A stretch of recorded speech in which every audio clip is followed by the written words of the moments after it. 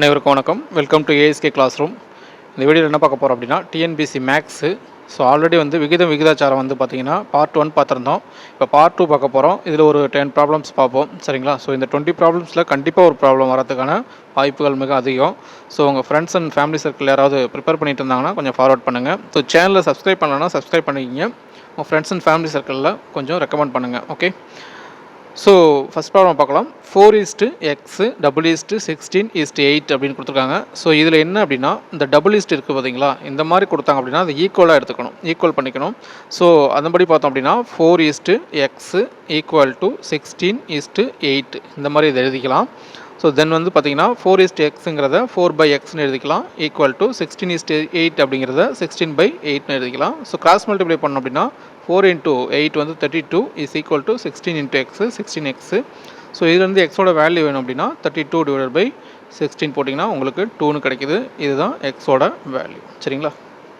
அடுத்த ப்ராப்ளம் பாருங்களேன். ஸோ இதில் போடுற 20 ப்ராப்ளமும் பார்த்திங்கன்னா 20 மாடல் அப்படின்னு சொல்லலாம். ஸோ ஒரு மாடல் வந்து கண்டிப்பாக ஏதாவது ஒரு ப்ராப்ளம் வரதுக்கான சான்சஸ் ரொம்ப அதிகம். செகண்ட் ப்ராப்ளம் பார்க்கலாம். இரு எண்களின் விகிதம் 5:4, அவற்றின் கூடுதல் வந்து 900 எனில் அதில் சிறிய எண்ணின் மதிப்பு என்ன அப்படின்னு சொல்லியிருக்காங்க. ஸோ இந்த மாதிரி எண்கள் கொடுத்து அதோட விகிதம் கொடுத்துருந்தாங்க அப்படின்னா அதை வந்து நம்ம எக்ஸு அப்படி ரேஷியோவில் எடுத்துக்கலாம். அதாவது ஒரு நம்பர் வந்து 5x, இன்னொரு நம்பர் வந்து 4x அப்படின்னு எடுத்துக்கலாம், சரிங்களா? ரெண்டு நம்பரையும் நான் வந்து 5x 4x அப்படின்னு வச்சுக்கிறேன். ஸோ அப்போ அதோட கூடுதல் அப்படின்னு பார்த்தீங்கன்னா 5x + 4x = 900 அப்படின்ட்டுருக்கு. ஸோ 9x = 900 அப்படின்னு நமக்கு கிடைக்கும். இதுலேருந்து எக்ஸோட வேல்யூ என்னென்னா 900/9 = 100 அப்படின்னு கிடைக்கும். ஸோ எக்ஸோட மதிப்பு 100. அவங்க என்ன கேட்டிருக்காங்க அப்படின்னா சிறிய எண்ணின் மதிப்பு கேட்டிருக்காங்க. அப்போ சிறிய எண் அப்படிங்கிறது இந்த 4 தான் சிறிய எண். அப்போ 4ஓட மடங்கோட மதிப்பு என்ன அப்படின்னு கேட்டிருக்காங்க. 4ஓட மடங்கு அப்படிங்கிறது 4x. ஸோ 4 × 100 தான் அந்த சிறிய எண்ணின் மதிப்பு, சரிங்களா? அப்போ 4 × 100 வந்து பார்த்திங்கன்னா உங்களுக்கு 400 கிடைக்கிது. ஸோ 5 × 100 போட்டிங்கன்னா 500. ஸோ 500 + 400 = 900 அப்படின்னு உங்களுக்கு டோட்டல் கிடைக்கும், சரிங்களா? அப்போ இதோட ஆன்சர் வந்து பார்த்திங்க அப்படின்னா 400 தான் இதோட answer. Third problem. p + q = q + r r + p = 5:4:3. மேலும் p + q + r = 18 எனில் q = என்ன அப்படின்னு கேட்டிருக்காங்க, சரிங்களா? ஸோ இதுவும் லாஸ்ட் ப்ராப்ளம் மாதிரி தான், ஒரு சின்ன டிஃப்ரென்ஸ் அவ்வளோதான். ஸோ இருந்தாலும் இது வேறு மாடல் அப்படின்னு கூட சொல்லலாம். இதுவும் வந்து தகவலை கொடுத்துருக்கறதுனால இது ரேஷியோ வந்து நம்ம எடுத்துக்கலாம். ஸோ வந்து எப்படி எடுத்துக்கணும் அப்படின்னா p + q = 5 மடங்காக கொடுத்துருக்காங்க, சரிங்களா? அடுத்தது q + r = 4 மடங்கு அண்ட் r + p = 3 மடங்கு அப்படின்னு கொடுத்துருக்காங்க. ஸோ அந்த மடங்குக்கு நம்ம என்ன பண்ணிக்கலாம் அப்படின்னா எக்ஸை வந்து நம்ம சேர்த்துக்கலாம். அப்போ p + qங்கிறது 5 மடங்கு அப்படின்னா 5 × so q + r = 4 × r + p = 3 × 3 மடங்கு, சரிங்களா? அப்படி இருக்கக்குள்ள p + q + r = 18 அப்படின்னு சொல்லியிருக்காங்க. அப்போ q வேல்யூ என்னன்னு கேட்டிருக்காங்க. இப்போ நான் என்ன பண்ண போகிறேன் அப்படின்னா இந்த 3 ஈக்குவேஷன்ஸாக அதை கன்சிடர் பண்ணிக்கிட்டு 3 ஈக்குவேஷன்லையும் லெஃப்ட் ஹேண்ட் சைடு வந்து என்ன பண்ண போகிறேன், ஆட் பண்ண போகிறேன். ஸோ லெஃப்ட் ஹேண்ட் சைடில் என்னென்ன இருக்குது, ஃபஸ்ட்டு இதில் p + q இருக்குது, அடுத்ததில் q + r இருக்குது, அடுத்ததில் r + p இருக்குது. ரைட் ஹேண்ட் சைடு பார்த்திங்க அப்படின்னா இங்கே 5x இருக்குது, இங்கே +4x இருக்குது, தேர்ட் ஈக்குவேஷனில் 3x இருக்குது இல்லையா? ஸோ லெஃப்ட் ஹேண்ட் சைடு எல்லாத்தையும் ஆட் பண்ணிட்டேன், ரைட் ஹேண்ட் சைடு எல்லாத்தையும் ஆட் பண்ணிட்டேன். இப்போ லெஃப்ட் ஹேண்ட் சைடு பார்த்தீங்கன்னா p வந்து 2 டைம் வந்து ரிப்பீட் ஆகிருக்கு, qவும் rவும் அதே மாதிரி 2 டைம் ரிப்பீட் ஆகிறதுனால இது எப்படி எழுதலாம் அப்படின்னா 2 × p + q + r அப்படின்னு எழுதிக்கலாம். இதை ஆட் பண்ணோம் அப்படின்னா 12x கிடைக்கிது. ஸோ p + q + r ஓட வேல்யூ ப்ராப்ளத்தில் கொடுத்துருக்காங்க, அதை இங்கே சப்ஸ்டியூட் பண்ணுங்கள். ஸோ = 12xன்னு கிடைக்கிது. இப்போ எக்ஸோட வேல்யூ என்ன அப்படின்னு பார்த்தீங்கன்னா இது 36/12 இதுதான் எக்ஸ். இந்த 12 இந்த பக்கம் கொண்டு வந்துட்டேன். அப்போ எக்ஸோட வேல்யூ வந்துட்டு நமக்கு 3ன்னு கிடைக்கிது, சரிங்களா? ஸோ இப்போ நமக்கு என்ன கேட்குறாங்கன்னா q கேட்குறாங்க. அப்போ q சம்மந்தப்பட்ட வேல்யூ அதாவது p + q + r = எவ்வளோ சொல்லியிருக்காங்க, 18 சொல்லியிருக்காங்க. இப்போ q வேணும்னா ரிமைனிங் இருக்கிறது பாருங்கள் p + r. இப்போ p + r இங்கே இருக்குது. p + r என்ன 3x. pக்கும் p + rக்கு நான் என்ன சப்ஸ்டியூட் பண்ணுறேன், 3x சப்ஸ்டியூட் பண்ணுறேன். ஸோ இது ரெண்டுத்துக்கும் 3x + q = 18. 3 × what is x? x இப்போ தான் கண்டுபிடிச்சிருக்கோம் 3, சரிங்களா? + q = 18. So 9 + q = 18. அப்போது உங்களுக்கு என்ன கிடைக்கிது அப்படின்னா இப்போ q = 18 - 9, q = எவ்வளோ கிடைக்கிது, 9 கிடைக்கிது. இதுதான் ஆன்சர். 4வது சம் பாருங்கள். ஏ மற்றும் பி வருமான விகிதங்கள் 5:4. இவர்களின் செலவு விகிதம் வந்து 3:2. ஒரு மாத முடிவில் இவர்கள் தனித்தனியே 1600 சேமித்தால் பியின் மாத வருமானம் என்ன?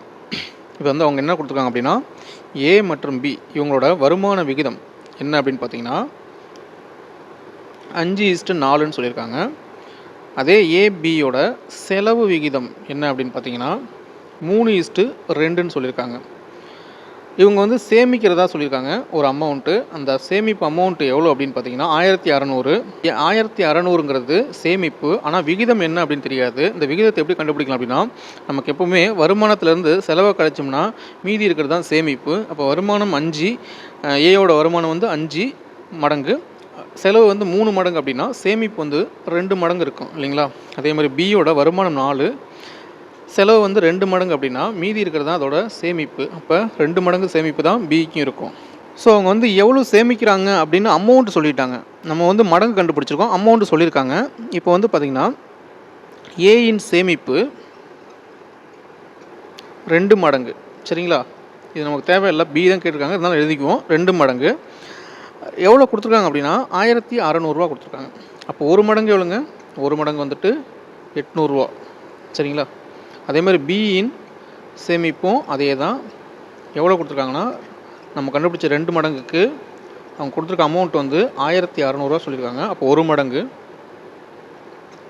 800 சரிங்களா? அப்போ 1 மடங்கு அமௌண்ட் எவ்வளோ அப்படிங்கிறது நமக்கு தெரிஞ்சிடுச்சு, 800. அவங்க என்ன கேட்டிருக்காங்க, பியின் மாத வருமானம் எவ்வளோன்னு கேட்டிருக்காங்க. எவ்வளோ வருமானம் சொல்லியிருக்காங்கன்னா 4 மடங்கு வருமானம் பி சம்பாதிக்கிறார். 1 மடங்கு 800 அப்படின்னா 4 மடங்கு தான் பியோட வருமானம் சரிங்களா? பியின் வருமானம் 4 மடங்கு.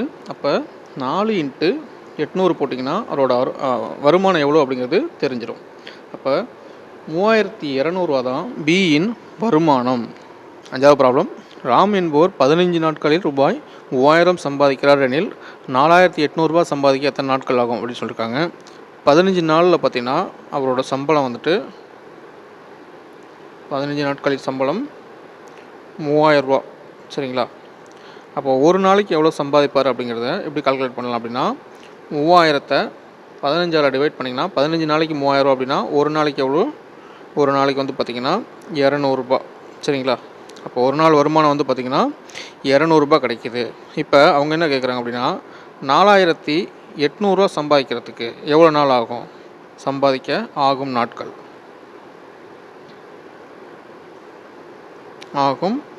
நாட்கள் சரிங்களா? ஸோ ஈக்குவல் டு போட்டிங்கன்னா 4800 சம்பாதிக்கிறதுக்கு எவ்வளோ நாள் ஆகும்னா 200ஆல் டிவைட் பண்ணிங்கன்னா ஒரு நாளைக்கு 200 4800 சம்பாதிக்கிறதுக்கு 24 நாட்கள் ஆகும். ஸோ அவங்க கேட்ட கொஷினுக்கு ஆன்சர் என்ன பார்த்தீங்கன்னா 24 நாட்கள். 6வது ப்ராப்ளம் பாருங்கள். x, 4, 8 தொடர் விகிதம் என்றால் எக்ஸின் மதிப்பு என்னன்னு கேட்டிருக்காங்க. ஸோ இந்த மாதிரி தொடர் விகிதம் கொடுத்துட்டு 3 டிஜிட் கொடுத்துருந்தாங்க அப்படின்னா இது ஏனும் இதை பினும் இது சின்னு வச்சுக்கிட்டா இது வந்து 3ஆம் தகவு அப்படின்னு சொல்லலாம் சரிங்களா? ஸோ 3ஆம் தகவு என்ன அப்படிங்கிறது A:B, B:C. இதுதான் வந்து 3ஆம் தகவு. இது எப்படி எழுதலாம் அப்படின்னா A:Bங்கிறத A/Bனும் டபுள் வந்து ஈக்குவல் டு போட்டுக்கலாம். B:C வந்துட்டு B/Cன்னு எழுதிக்கலாம் சரிங்களா? இப்போ இந்த x, 4, 8 வந்து ABCன்னு எடுத்துக்கிட்டோம்னா எக்ஸுங்கிறது ஏன்னு எடுத்துக்கணும். ஸோ ஏவுக்கு பதிலாக எக்ஸு, பிக்கு பதிலாக 4, ஸோ பிக்கு பதிலாக 4 போட்டுக்கணும், சிக்கு பதிலாக 8 போட்டுக்கிட்டோம் அப்படின்னா இப்போ நம்ம எக்ஸோட வேல்யூ கால்குலேட் பண்ணிடலாம். இது பாருங்கள் 8x = 16 அப்படி கிராஸ் மல்டிப்ளை பண்ணிங்கன்னா இந்த மாதிரி கிடைக்கும். ஸோ இதுலேருந்து எக்ஸ் என்னன்னா 16/8 வந்துட்டு 2ன்னு கிடைக்கும். இதுதான் எக்ஸோட வேல்யூ. 7வது ப்ராப்ளம் பாருங்கள். 4, 5, 8 ஒரு நம்பர் விடுபட்டு போயிருக்கு. இதோட 4ஆம் தகவு என்ன அப்படின்னு கேட்டிருக்காங்க. இந்த மாதிரி விடுபட்ட நம்பர்லேயும் இது வந்து இந்த ப்ராப்ளம் வந்து கேட்பாங்க. ஸோ இந்த மாதிரி கேட்கக்குள்ள 4ஆம் தகவு அப்படிங்கிறதுக்கு ஃபார்முலா என்ன அப்படின்னா A:B, C:D. 3ஆம் தகவுங்க வந்து ஏபிசி மட்டும் எடுத்துப்போம். 4ஆம் தகவுக்கு வந்து பார்த்திங்கன்னா ABCD 4 லெட்டர்ஸையும் வந்து நம்ம கன்சிடர் பண்ணுவோம். ஸோ அப்படி பார்த்திங்கன்னா இது ஏ, இது பி, இது சி, டி நமக்கு தெரியாது. ஸோ ஏபிசியை வந்து நம்ம சப்ஸ்டியூட் பண்ணோம்னா டி வந்து கண்டுபிடிச்சிடலாம். A:B அப்படிங்கிறது A/Bன்னு சொல்லலாம். டபுள்ங்கிறது வந்து ஈக்குவல்னு சொல்லலாம். C:Dயை வந்துட்டு C/Dன்னு சொல்லலாம். இப்போ வாட் இஸ் ஏங்கிறது 4, பிங்கிறது என்ன 5, சிங்கிறது என்ன அப்படின்னா 8, டி நமக்கு தெரியாது. இப்போ கிராஸ் மல்டிப்ளை பண்ணோம்னா 4D = 5 × 8 40. சரி, டி என்னன்னு பார்த்தீங்கன்னா 40/4 எவ்வளோனா 10. ஸோ டியோட ஆன்சர் 10. அவங்க கேட்ட 4ஆம் தகவலோட வேல்யூ என்ன 10. பாருங்க 8வது ப்ராப்ளம் x/2y = 3/2 எனில் 3x + y / 2x - y என்ன அப்படின்னு கேட்குறாங்க. ஸோ இதில் வந்துட்டு ஒன்று x அல்லது ஒய்யாக வந்து இதை மாற்றிட்டு அதை கொண்டு போய் சப்ஸ்டியூட் பண்ணோம்னா நமக்கு ஆன்சர் கிடச்சிடும். இப்போ பாருங்கள் எக்ஸு இந்த கிராஸ் மல்டிப்ளை பண்ணுங்கள். 2 × x 2x = 3 × 2y 6y. Okay, so 2x = 6y அப்படின்னு கிடைக்கிது. அப்போ x = என்ன அப்படின்னா 6/2 × y, x = 3y. சரிங்களா, x இருக்கிற இடத்துல நான் என்ன பண்ண போகிறேன் 3yயை சப்ஸ்டியூட் பண்ண போகிறேன் இந்த இதில். சரிங்களா, அப்போ 3 × 3y + y / 2 × x பதிலாக 3y - y. ஸோ 3 × 3y வந்து பார்த்திங்கன்னா 9y + y, 2 × 3y வந்துட்டு 6y - y. மேலே 10y வருது, கீழே வந்துட்டு 5y வருது. ஒய்யும் கேன்சல் ஆகிடுச்சு. ஃபைனல் ஆன்சர் வந்து பார்த்திங்கன்னா 10/5 வந்துட்டு 2 தான் ஃபைனல் ஆன்சர். அடுத்த ப்ராப்ளம் பாருங்கள், 9வது ப்ராப்ளம். 1/4 = x/20 = 3/y எனில் x மற்றும் y-இன் மதிப்பு என்ன அப்படின்னு கேட்டிருக்காங்க. சரிங்களா, இப்போ வந்து பார்த்திங்கன்னா இது 4ஆம் தகவு மாதிரி நம்ம எடுத்துக்கலாம். அதாவது 1/4 = x/20.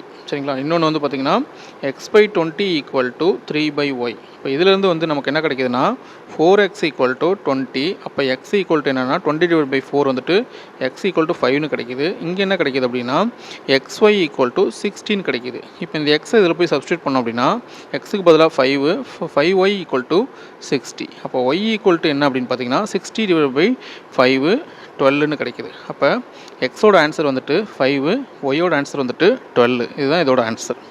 10வது ப்ராப்ளம் பாருங்கள். 1:2:3 தலைகீழ் விகிதம். அப்போ தலைகீழாக எடுத்துக்கணும். ஸோ 1/1, 1/2 1/3 இதோட விகிதம் எடுத்தோம் அப்படின்னா எல்சிஎம் எடுக்கலாம். 1, 2, 3க்கு எல்சிஎம் வந்து பார்த்திங்கன்னா 6 எடுத்துக்கலாம். ஸோ 6 1ஆல் டிவைட் பண்ணிங்கன்னா 6 கிடைக்கும். 6 2ஆல் டிவைட் பண்ணிங்கன்னா 3 கிடைக்கும். ஸோ 3 × 1 3. 6 3ஆல் டிவைட் பண்ணிங்கன்னா 2 கிடைக்கும். 2 × நியூமரேட்டர் மல்டிப்ளை பண்ணிங்கன்னா 1. ஸோ 2 × 1 2. சரிங்களா, அப்போ நமக்கு ஃபைனலாக என்ன கிடைக்கிது அப்படின்னா 6:3:2. இதுதான் இதோட ஆன்சர்.